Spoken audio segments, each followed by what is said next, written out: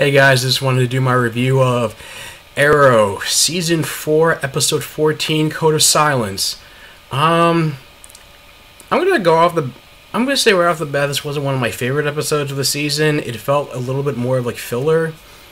The essential premise was that Captain Lance decided that she wanted to take a break from her relationship with Donna Smoke, knowing that basically he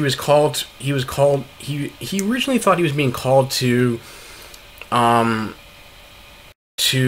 follow up on a break and entering into an abandoned building, or you found out it was abandoned, but it was turned that it was rigged with explosives. Laurel came along with him as a precaution, but it basically turns out it was being rigged with explosives to try to kill him as a group called the Demolition Team, who were apparently they're basically this D-list team of supervillains from 1980s Green Lantern comic book.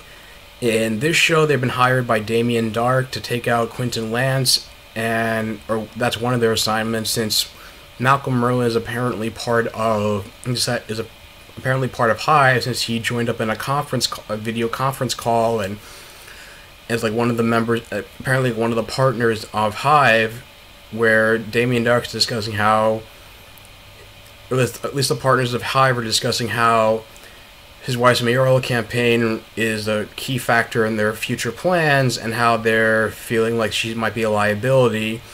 And off screen, you get to basically see Damien Darhk do like a Darth Vader-esque kind of move on one of the partners in Madrid, where he basically it's basically kind of like Empire Strikes Back. You don't see him what he does, but apparently he, I guess, like chokes him to death off screen, or causes his head to explode, or God knows what.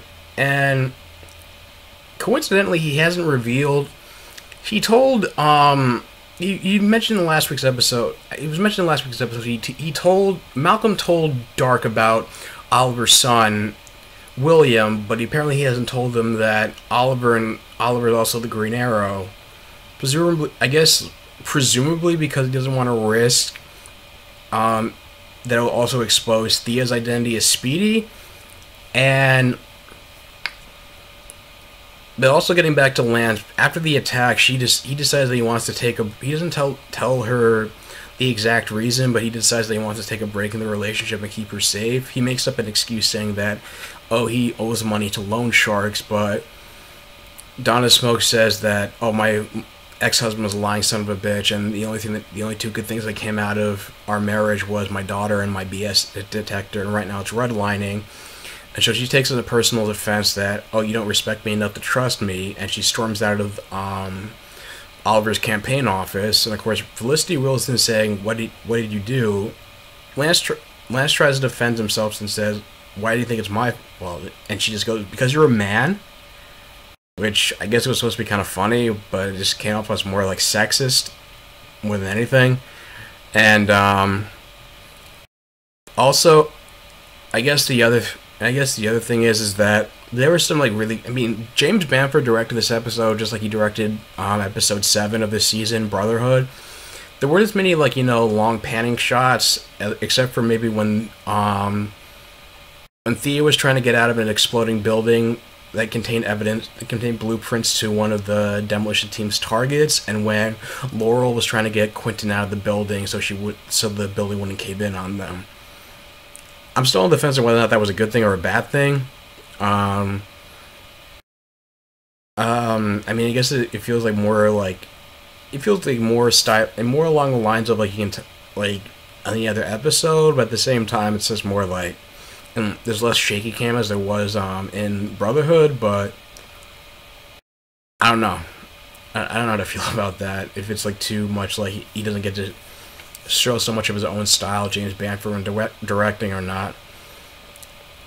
But it also Thea does looks into it, investigates a tax audit, and finds out about the $1 million check Moira wrote to Samantha Clayton to leave Central City when she was going to college with Oliver Queen, and they were sleeping together.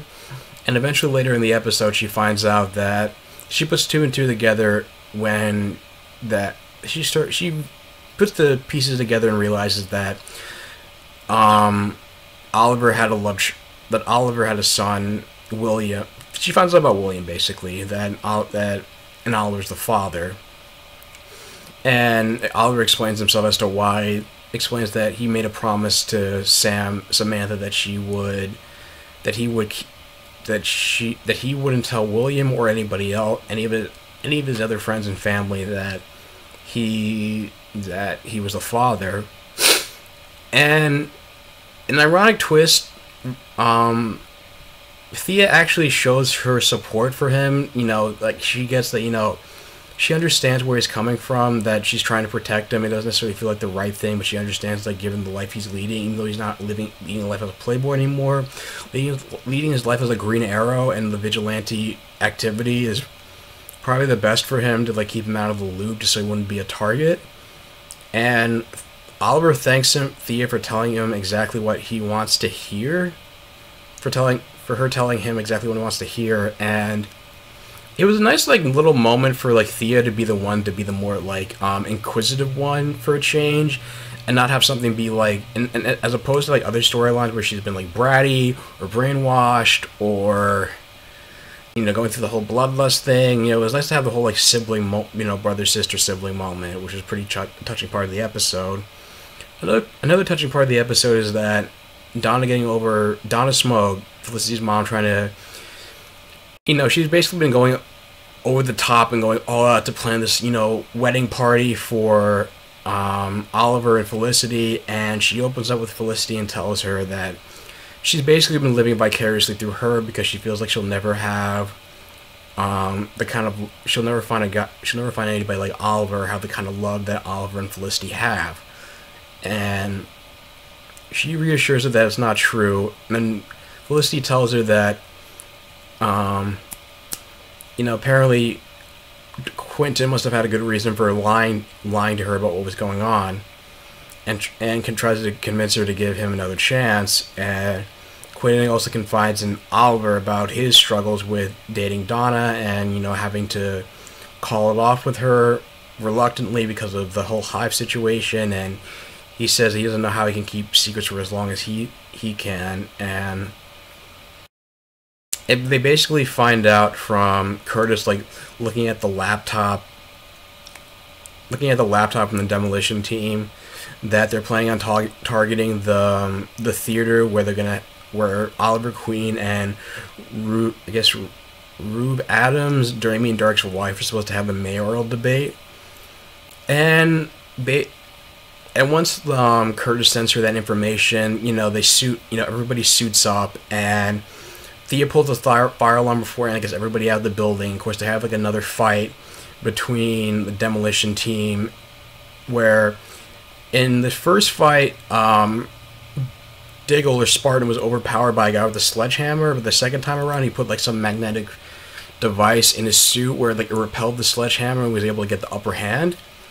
And I gotta say, this is probably the only time in fiction where I've ever seen people disarm a bomb with 10 minutes and 40 seconds left, as opposed to the very stereotypical, oh, let's just get down to the wire, let's have it disarm or disactivate the bomb when there's, like, 1 second to go.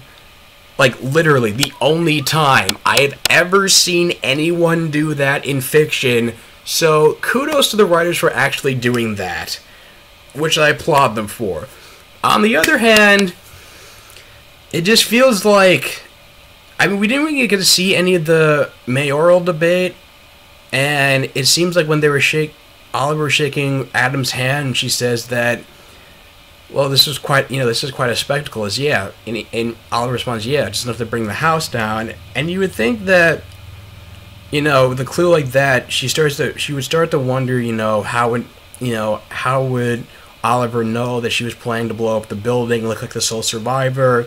Could he be the Green Arrow, etc., etc.? And I don't know. This had its fair share of, like, nice character moments in this episode, but it just feels like, I don't know, this felt like a little bit of filler. The episode ends with, Felicity inviting Quentin to their engagement part, to the wedding party, etc. Quentin comes clean about how he was originally working with Hive, and that's why they targeted him, because he betrayed them.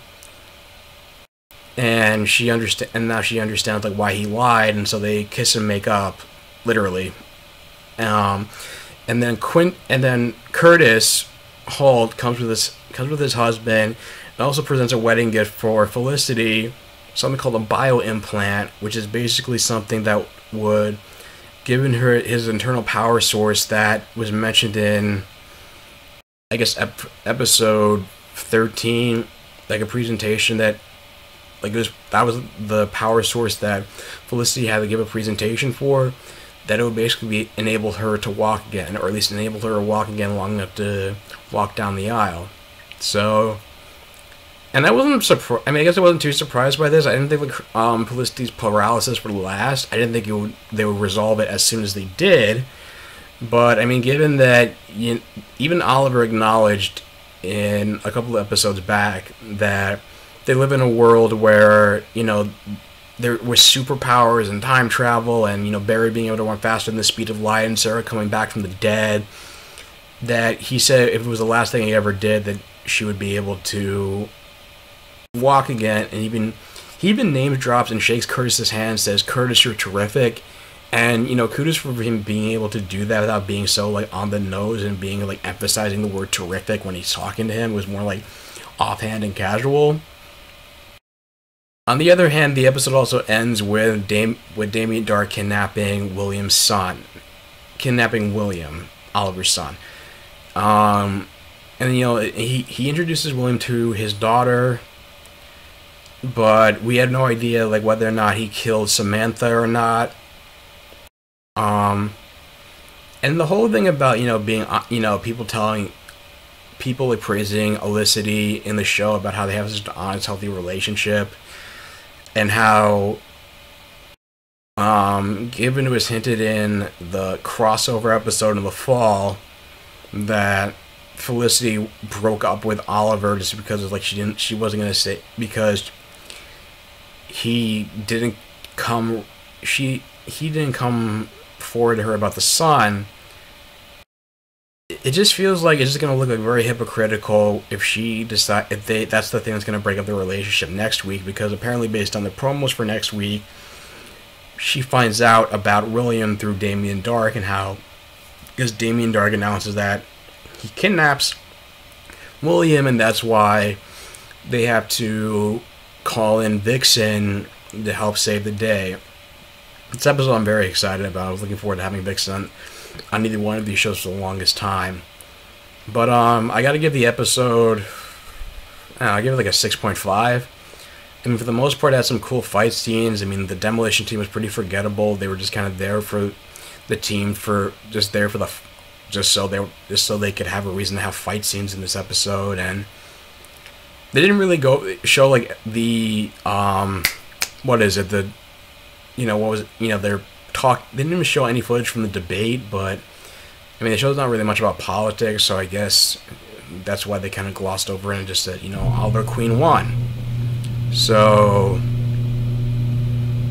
it just kind of, I mean, it was a kind of a filler episode. Hopefully next week won't be the case. I mean, what do you guys think of the episode?